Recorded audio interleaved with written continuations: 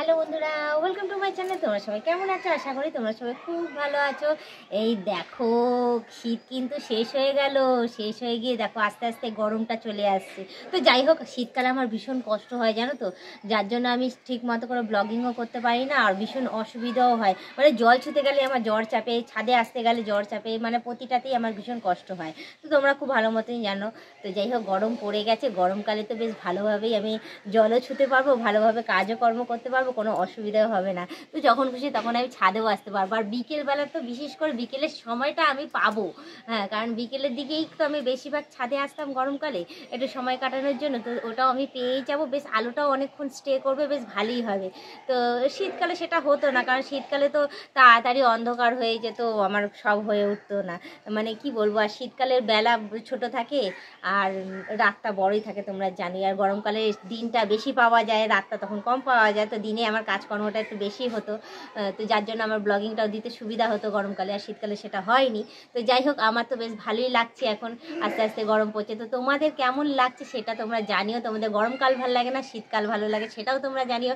আর আজকের ওয়েদারটা দেখো কি সুন্দর। আজকে ওই জন্যই আমি আরও বেশি করে ছাদে এসেছি, এসে আমি তোমাদের দেখাচ্ছি। দেখো আজকে গাছগুলো কি সুন্দর লাগছে, আর ওদিকে পায়রাগুলো দেখো ঝাঁকে ঝাঁকে কি সুন্দরভাবে উড়ে যাচ্ছে। আমার এত ভালো লাগে, আমি যার জন্য না ঠিক বিকাল হলেই না আমি এই টাইমে আমি ঠিক ছাদে চলে আসি। তো আজকের ওয়েদারটা এতটাই সুন্দর, তোমাদের না দেখি আমি পারলাম না, যার জন্য আমি বাধ্য হলাম এখানে বললাম যে দেখো ক্যামেরাটা অন করো, আমি এদেরকে দেখাই। আজকের বিকেলটা এতটাই সুন্দর। দেখো এখনো পর্যন্ত আলো রয়েছে, 5টা বাজতে 10 মিনিট বাকি, এখনো পর্যন্ত 5টা বাজেনি, এখনো আলো রয়েছে। আর গাছগুলো দেখো কত সুন্দর।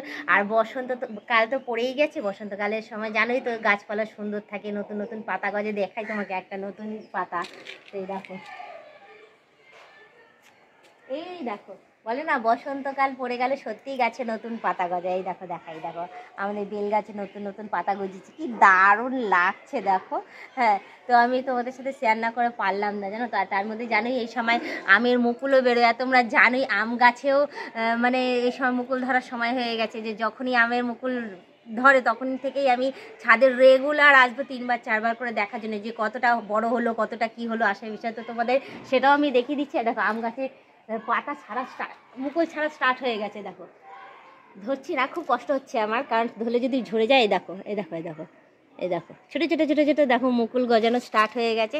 সামনে সরস্বতী পুজো বেশ ভালোই হয়েছে, কারণ মা সরস্বতীর পুজো করতে গেলে তো মুকুলেরও তো দরকার পড়ে, আরও সব ফুলেরও দরকার পড়ে। অত শত আমি জানি না, জানি যে কত কে বলতে যাবে বলো না। তো যাই হোক, আমি এদিকে আমার তো সমস্ত কিছু তোমাদের সাথে শেয়ার করতে থাকি, তো তোমরাও অন্তত ওকে শেয়ার করো আমার সাথে।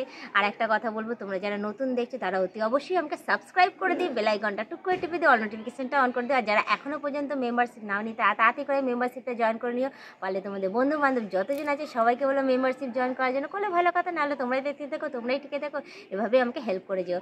তো তোমরাও জানিও যে সেই বসন্তকালের বিকেলটা কেমন লাগছে দেখতে। তো সামনেই তো বাঙালির ভ্যালেন্টাইন ডে আসছে, তোমরা কে কী প্ল্যানিং করবে সেটাও কিন্তু জানিও। আমার জন্য একটা সারপ্রাইজ গিফট আছে, জানি না আমি কি করবো না করবো তোমার দাদার সাথে, সেটা এখনো হয়ে ওঠেনি। আর ও আমাকে কি করবে না করবে সেটাও আমার এখনো হয়ে ওঠেনি, কি প্ল্যানিং চলছে। তো তোমাদের কি প্ল্যানিং চলছে অতি অবশ্যই আমাকে শেয়ার করো। আর বলো যে তোমরা কীরকম কী কী টাইপের বাঙালির ভ্যালেন্টাইন ডের দিন কীরকম কী কী টাইপের ব্লগিং তোমরা দেখতে চাও, সেগুলো তোমরা লিখে পাঠিও অ্যাটলিস্ট কষ্ট করে, তাহলে তোমাদের সেভাবে আমি তোমাদের ব্লগিংটা তুলে ধরতে পারবো। একটা গল্পের মতো লিখে পাঠালে ছোট্ট মতো 3-4 মিনিটের, তাহলে সেগুলো তো অ্যাটলিস্ট করে তো তোমাদের কাছে প্রেজেন্ট করতে পারবো। তো সেই সাজেশনগুলো তোমরা আমাকে দিতে থেকো।